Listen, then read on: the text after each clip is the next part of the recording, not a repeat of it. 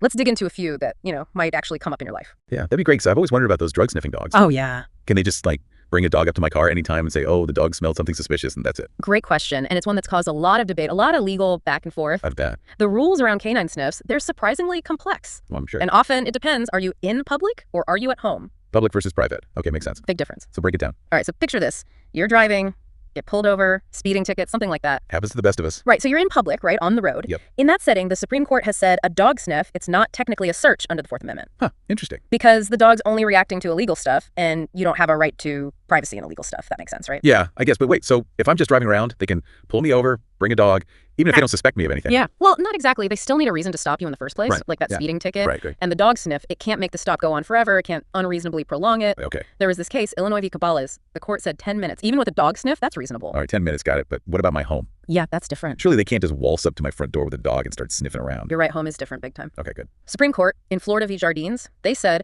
bringing a drug-sniffing dog onto your porch to sniff around, that's a search. Okay. Your home and the area right around it, legally, it's called the curtilage. That's protected space, Fourth Amendment territory. So my porch is like an extension of my home. Exactly. They need a warrant for the dog to even get on my property. You got it, the court said. Using a trained dog to sniff your porch, it's like using a tool to get information from inside your house without actually going in. Yeah, that makes sense. That kind of intrusion needs a warrant, needs that probable cause. It's fascinating how the law tries to keep up with, all these new situations, new technologies. It's a constant evolution. Speaking of technology, what about our phones? They're basically tracking devices these days.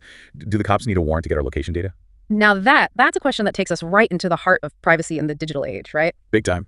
Yeah, for a long time, the thinking was anything you share with a third party, like your phone company, it's not protected by the Fourth Amendment. Okay. But then a game changer case in 2018 flipped that idea on its head. Oh, I love a good legal twist. All right, tell me more. Carpenter v. United States, that's the case. And it was all about something called cell site location information, or CSLI for short. CSLI, all right, what's that? It's the data your phone creates as it connects to different cell towers. Oh, okay. And it can be used to track your movements, with incredible detail. Like a digital trail of breadcrumbs, but way more precise. Exactly. And the Supreme Court, they saw that CSLI, it's different from other records held by third parties, like bank statements. Right. It's so comprehensive, so revealing. It paints a very, very detailed picture of your life. It really does. Where you work, live, who you spend time with, even what doctors you see, it's personal. Very personal. And so in a 5-4 decision, they said accessing historical CSLI without a warrant, that violates the Fourth Amendment. Wow, close one. Right. They said you have a reasonable expectation of privacy when it comes to your location data, even though it's technically held by your phone company. That's huge. That's a big win for privacy. Big win for sure. And it changed how the Fourth Amendment applies to our digital lives.